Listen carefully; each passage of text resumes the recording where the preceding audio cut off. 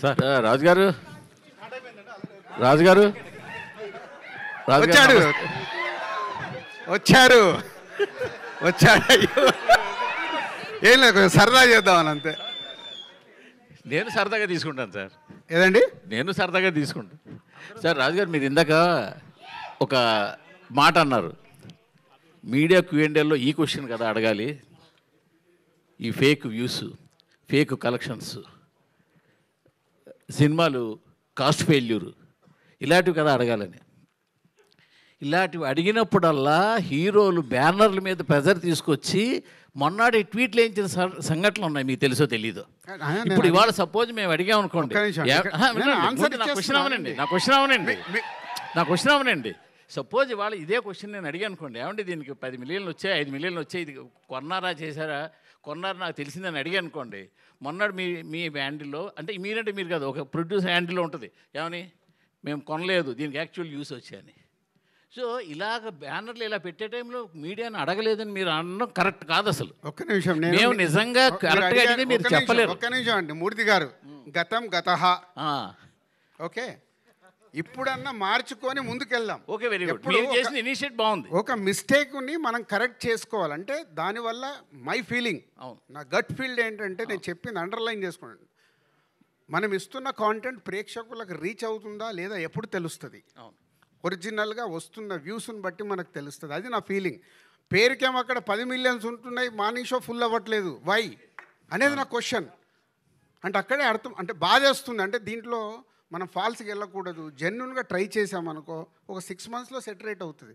ఎవరో ఒకరు ప్రయత్నం అయితే చేయాలి కదా, ఆ ప్రయత్నం నేను చేస్తున్నాను. ఇప్పుడు ఇది నితిన్ గారి సినిమా కాబట్టి ఆయన మీకు కోఆపరేట్ చేశారు కాబట్టి మీరు కొనడం ఆఫ్ చేసేసారు, వ్యూస్ కొనడం ఆపేశారు. మీకు Seethamma Vakitlo Sirimalle చెట్టప్పుడు multi star film తీసినప్పుడు హైదరాబాద్ సిటీలో ఓడింగ్ సద్దని ఆపింది ఏకైక ఫస్ట్ నేను స్టార్ట్ చేశాను ఆ రోజు. మల్టీ స్టార్ అంటే హీరోలకు చెప్తే ఇది రైటు ఇది రాంగ్ అని చెప్పినప్పుడు హీరోలు ఒప్పుకోరని ఏం లేదండి.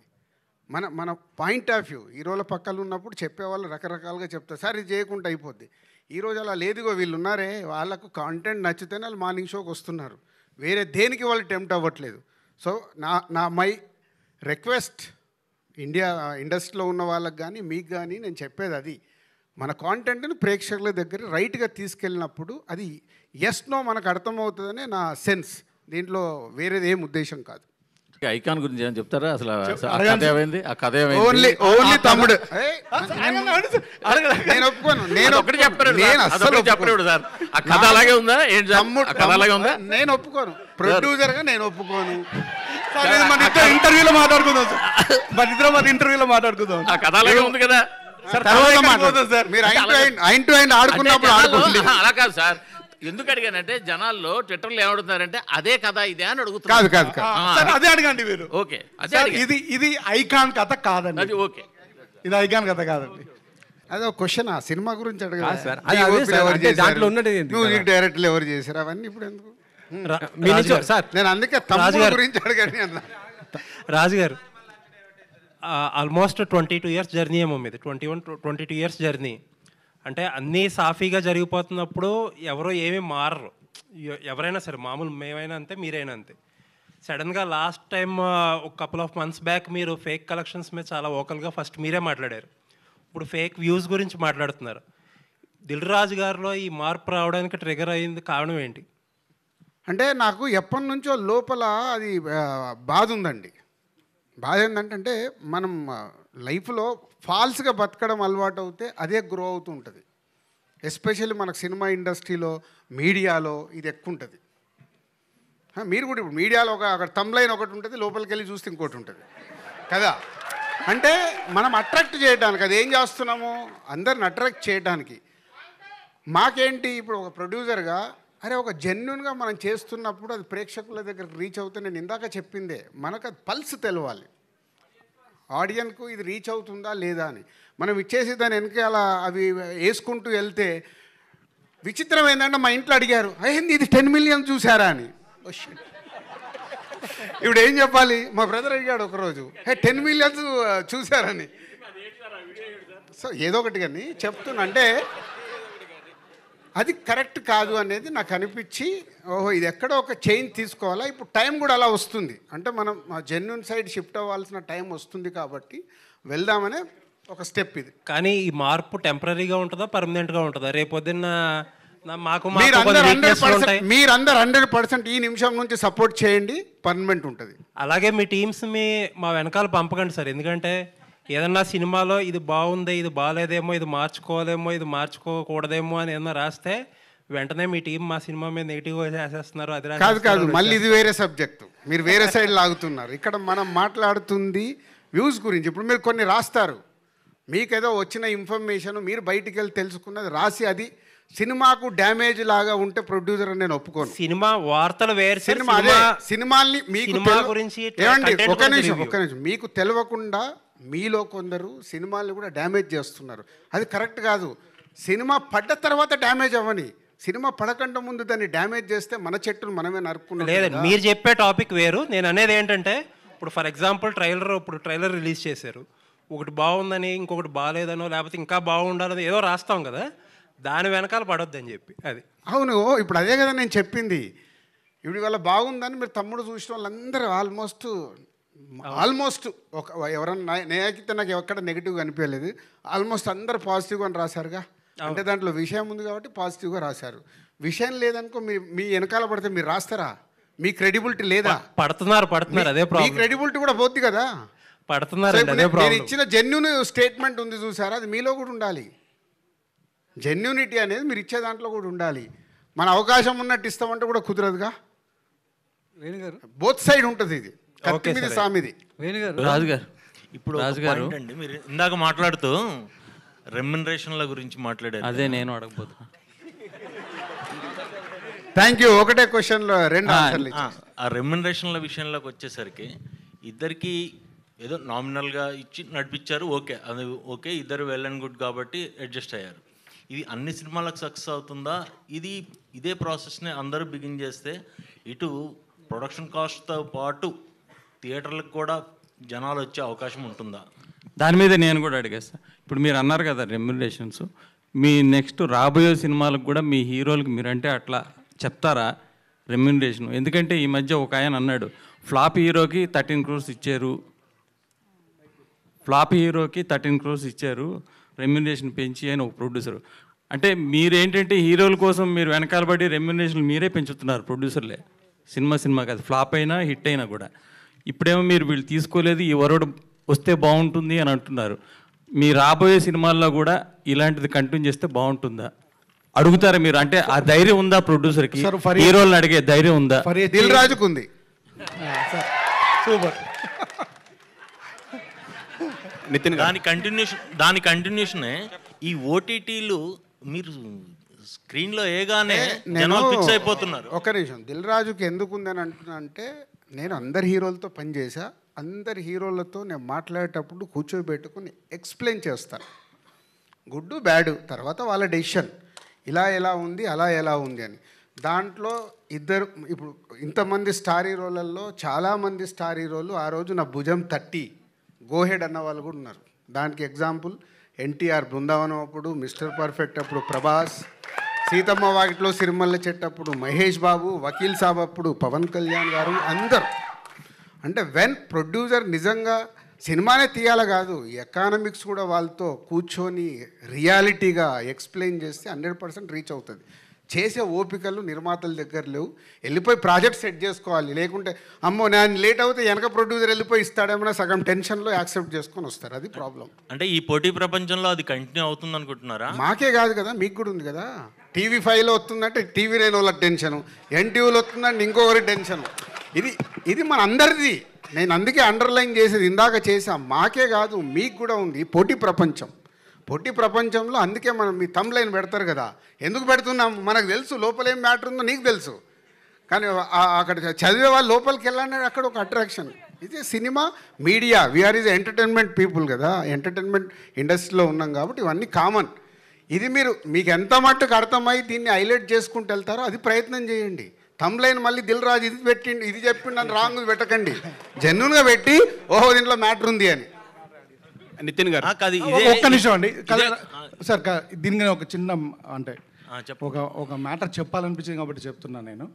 ఇప్పుడు మీరు ఏంటంటే ఇప్పుడు అంటే రాజు గారు అన్నారు, అలా కాదండి. యాక్చువల్లీ ఫిలింకి ఒక బడ్జెట్ అనుకున్నామండి. ఫర్దర్ టైం అనుకున్న ప్రకారం వెళ్తున్నప్పుడు ఎక్కువైంది. ఇప్పుడు రాజు గారు మమ్మల్ని ఏదో పిలిచేసి మీరు ఇలా తగ్గించుకోండి అలా అని కాదండి. ఇట్ ఈస్ అందరూ తీసుకున్న డెసిషన్ ఇది. సార్ నాకు ప్రోడక్ట్ ఇలా కావాలి, సో నేనేం చేసుకోగలుగుతాను, ఫస్ట్ నా రెమ్యునరేషన్ని నేను ఆపుకోగలుగుతాను. Okay, at the same time hero గారు ఇలా అయింది డార్లింగ్ అంటే మనం అనుకున్న దానికంటే ఎక్కువైంది. ఇప్పుడు విత్ ద టైం అంటే తర్వాత వచ్చిన సినిమాల వల్ల ఇంకా వల్ల మార్కెట్ ప్లస్ ఇప్పుడు వస్తున్న మార్కెట్ వల్ల కొంచెం ఎఫెక్ట్ అయింది. అప్పుడు అందరూ కూర్చొని కలెక్టివ్గా తీసుకున్న decision sir. This is not one producer taking a call అండి, because everybody is a part of a film. Director, hero, producer. Raju గారు ఏమంటున్నారంటే అందరూ పార్ట్ అయితే అంటే నష్టం వచ్చినప్పుడు మాత్రం ప్రొడ్యూసర్కి వచ్చి లాభాలు, నష్టం వచ్చినప్పుడు మాత్రం ప్రొడ్యూసర్కి వచ్చి లాభాలు మాత్రం వచ్చినప్పుడు అందరికి వస్తున్నాయి. సో ఇట్ ఈస్ అన్ఫేర్ కదా, unfair in the part of any producer. రాజుగారే కదా, ఎవరు ప్రొడ్యూసర్ అయినా అన్ఫేర్ అది వచ్చిన.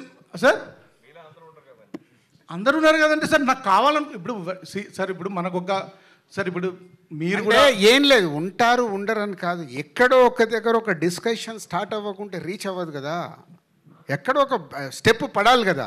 ఇప్పుడు నన్ను దీంట్లో చాలామంది తిట్టుకునే వాళ్ళు కూడా రేపటి నుంచి మొదలవుతారు. రేపుడు కదా, ఆల్రెడీ స్టార్ట్ అయ్యి కూడా ఉంటారు. బట్ ఎక్కడ ఒక స్టెప్ వేయకుంటే ఎక్కడ మార్పు వస్తుంది? ఇండస్ట్రీ ఇప్పుడు ఇక్కడ 30 years ఇక్కడ కష్టపడితే ఇక్కడికి వచ్చి నిలబడ్డాం. నా వల్ల రేపు ఇండస్ట్రీకి ఏదైనా ఉపయోగపడాలి, కానీ నా వల్ల ఇండస్ట్రీకి తప్పు జరిగితే నా మనస్సాక్షి ఒప్పుకోదు. ఎగ్జిబిటర్, డిస్ట్రిబ్యూటర్లకు కూడా ఇలాంటి ప్రాఫిట్లో షేర్ ఇచ్చే అవకాశం ఉంటుందా? ఎగ్జిబిటర్లకు, డిస్ట్రిబ్యూటర్లకు ఎలా ఉంటుంది? డిస్ట్రిబ్యూటర్లు కొనుక్కోకుండా ఉంటే వాళ్ళు సేఫ్గా ఉంటారు. వాళ్ళు కొనుక్కున్నప్పుడే ప్రాబ్లం. ఇప్పుడు మా ప్రొడ్యూసర్ ప్రాబ్లమే, డిస్ట్రిబ్యూటర్లకు కూడా.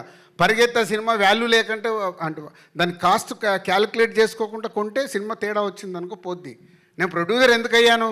డిస్ట్రిబ్యూటర్గా అవన్నీ నేను చూసుకొని అమ్మో సినిమా చూడను, చెయ్యను, ఇన్ని డబ్బులు కడుతున్నాను, మార్నింగ్ షో ప్రేక్షకుడు 100 రూపాయలు పెట్టండి, నేను వెళ్ళి సినిమా చూస్తే నాకు ఇది నచ్చలే, అందుకే లేదు నా కథ జడ్జిమెంట్ నేను చూసుకుంటూ రావాలని నేను ప్రొడ్యూసర్గా టర్న్ అయ్యా. ఇక్కడ ఆల్రెడీ ఒకసారి అయిపోయింది కానీ ఒకటేసారి ఇస్తారు, రెండోసారి ఇవ్వకండి. రాజుగారు నువ్వు ఇంతమంది ఉన్నారు కదా, లయగారిని అడుగుతున్నా సార్. ఒకటేసారి మైక్ తీసుకొని అడిగేయాలి. ఏం లేదండి, లక్ష్మి గారు అడిగారు, హీరోయిన్స్ అందరు కూడా సెకండ్ లక్ష్మి గారు. రాజుగారు సారీ, ఈ క్వశ్చన్ అడుగుతున్నందుకు ముందే చెప్తున్నా, అవుట్ ఆఫ్ తమ్ముడిని కాకుండా వేరే క్వశ్చన్ ఆన్సర్ ఇవ్వబడదు. No no, out of the box question. ఒక్క నిమిషం, అసలు సమస్య లేదు. ఫస్ట్ ఒక ఆల్రెడీ సినిమాలో ఉంది కదా, మాట తప్పినా ఏదో ఏదో రాశాడు, ఇది కూడా అంతే. తమ్ముడు కాకుండా వేరే దానికి ఆన్సర్ లేదు. ఇండస్ట్రీ పెద్దగా మీరున్నారు, అది మళ్ళీ ఆఫీస్కి రా, రేపు కెమెరా తీసుకొని ఆఫీస్కి రా, అక్కడ మాట్లాడదాం. నా వల్ల తమ్ముడు సినిమాలకు వెళ్ళి డీవియేట్ అవ్వడం నాకు ఇష్టం లేదు.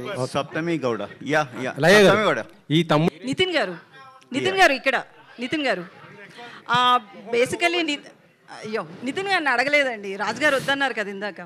అయితే ఎప్పుడు నితిన్ అన్న ఆయన సైలెంట్గా ఉంటాడు, బయట కావచ్చు మ్యాక్సిమం నార్మల్గా. బట్ మూవీ దగ్గరికి వచ్చేటప్పటికి హింసను ప్రోత్సహిస్తున్నట్లు అనిపిస్తుంది. గాంధీ గారు చెప్పిన ప్రకారం చూసినా ఒకలా ఉంది. ప్రేమగా చెప్తే వినరు, ఇది వైలెన్స్గా చెప్తేనే వింటారు అని చెప్పి. సో నాదొక క్వశ్చన్, ఒక నిమిషం, నువ్వు బయట ఉన్నట్టే ఇంట్లో ఉంటావా? నీ పిల్లల దగ్గర అక్కడ ఇంటి ఇట్లాగే ఉంటావా? ఉండవుగా. సినిమా నిజ జీవితం వేరు, స్క్రీన్ మీద వేరు. స్క్రీన్ మీద సినిమాలు చూసి ఫాలో అవుతున్నారు కదా అంతా. ఇక మంచి చెప్తే మన అందరూ ఎందుకో మారట్లేదు. శతమానం భవతి తీసాము, మారారా? బలగం తీసాము, మారారా? మారారు. శ్రీనివాస కళ్యాణం అంత మంచి సినిమా తీసాం, పెళ్ళంటే విలువ అంటే చూసారా? చూడరుగా. థ్యాంక్ యూ అనేది ఒక వాల్యూ చెప్పాము, చూసారా? మార్నింగ్ షోకే రిజెక్ట్ అన్నారు. సినిమానే. సప్తమి రాజుగారు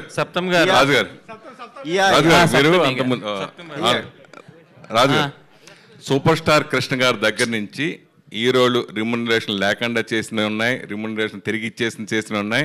అది ఎప్పటి నుంచో ఉంది ఇండస్ట్రీలో, ఇవాళ కొత్తగా కాదు, కానీ అది జరుగుతూ ఉంది. అలాగే డైరెక్టర్కి, ప్రొడ్యూసర్కి అండర్స్టాండింగ్తో అసలు వితౌట్ రిమ్యునరేషన్తో సినిమాలు కూడా చేసినవి ఉన్నాయి. సో ఆ ట్రెండ్కి ఇప్పటికి వచ్చి ఎందుకు ఇప్పుడు హీరోలు అలా కనిపించారు? నేను చెప్పింది అది కాదు. ఈ సినిమాకి వాళ్ళు ఇద్దరు రెమ్యునరేషన్ ఫైనల్ అయ్యి సినిమా అంత అయిపోయిన తర్వాత, అయిపోయే ముందు ఇద్దరు నాకు ఆఫర్ ఇచ్చారు చూడు, దాని గురించి చెప్పా. ఇద్దరు రెమ్యునరేషన్ సినిమా ముందే లాక్ అయిపోయినాయి.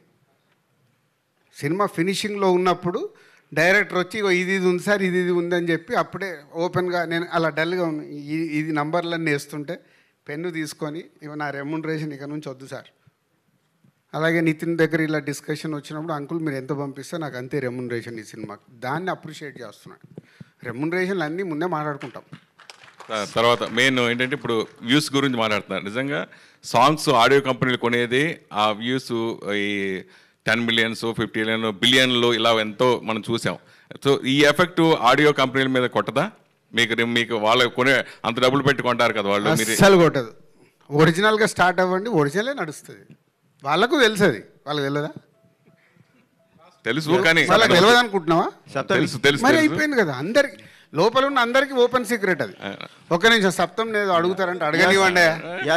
సప్తం గారు, నితిన్ గారు లాస్ట్ సినిమా రిలీజ్ అయిన టైంలో రాబిన్ హుడ్ టైంలో రెండు రిలీజ్లు ఉన్నాయి, మ్యాడ్ 2 ఒకటి, రాబిన్ హుడ్ ఒకటి. 2 సినిమాలు కూడా ఎక్కడో కొన్ని ఏరియాస్ కోసం అని చెప్పి టికెట్ ప్రైజెస్ పెంచి జీవోలు తెచ్చారు. బట్ తమ్ముడికి ఒరిజినల్ ప్రైజెసే, నో ఇంక్రీజ్ ప్రైజెస్. వేణుగారు సార్, ఎందుకంటే మీరు అడిగిన దాంట్లో అంటే ఎక్స్టెండ్గా ఉంది. మన పవన్ కళ్యాణ్ గారు ఒక ప్రెస్ నోట్ని ఫస్ట్ నేను రియాక్ట్ అయ్యాను. ప్రేక్షకుల్ని థియేటర్కి తీసుకురావడానికి ఏం చెయ్యాలి అనేది మా రెస్పాన్సిబిలిటీ అది. సో టికెట్ ప్రైస్ కానివ్వండి, క్యాంటీన్లది కానివ్వండి, ఇవన్నీ మేము థియేటర్ యాంబియన్స్ కానివ్వండి, ఇవన్నీ బెస్ట్గా ఇచ్చి ప్రేక్షకులని మళ్ళీ థియేటర్కి తిరిగి తెప్పించుకోవాలి. దానికి ఎక్కడ టికెట్ రేట్లు పెంచడం కానీ అలాంటిది ఏమీ ఉండదు. అంతే నార్మల్ ప్రైస్లో. అండ్ ఇంకొకటి ఏంటంటే రాజు గారు, ఆ టికెట్ ప్రైస్ హైక్ వల్ల ఎంత యాడ్ అవుతుందో మీకు తెలియదు కానీ నాకు, బట్ దాని గురించే పెంచేస్తున్నారు, రేట్లు పెంచేస్తున్నారు, దోచేస్తున్నారు అనే డిస్కషనే ఎక్కువ డ్యామేజ్ చేస్తుంది. అది నాకు తెలుసు అండి, మరి అదే కదా చెప్తున్నా. ప్రొడ్యూసర్గా నాకు తెలుసు, అది డిస్ట్రిబ్యూటర్గా నాకు తెలుసు. నేను ఇందాక చెప్పింది అదే కదా. బట్ మా చుట్టూ ఉండే డిఫరెంట్ సిచ్యువేషన్స్ వల్ల ఆ ఒక సినిమా కానీ ఇంకో సినిమా, నా ఓపెనింగ్ ఎంత వచ్చిందని ఇంకొకరు ఓపెనింగ్ ఎంత, ఇవన్నీ మార్పు రావాలనే కదా నేను ప్రయత్నం చేస్తున్నాను చెప్తున్నాను. నా ప్రయత్నాన్ని మీరు హర్షిస్తూ దీని మీద రాయండి రేపటి నుంచి ఆర్టికల్స్. ఓకే, ఎన్ని వీలైతే ఆర్టికల్స్ దీని మీద రాయండి, మార్పు కావాలి అని. దానికి ఆదర్శం మన డిప్యూటీ సీఎం గారు ఏదైతే చెప్పారో దాన్ని నేను ఫాలో చేస్తున్నా.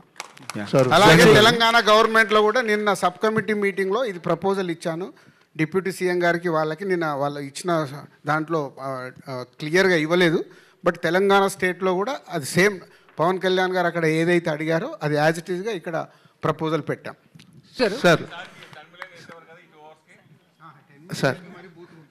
సార్ రాజు గారు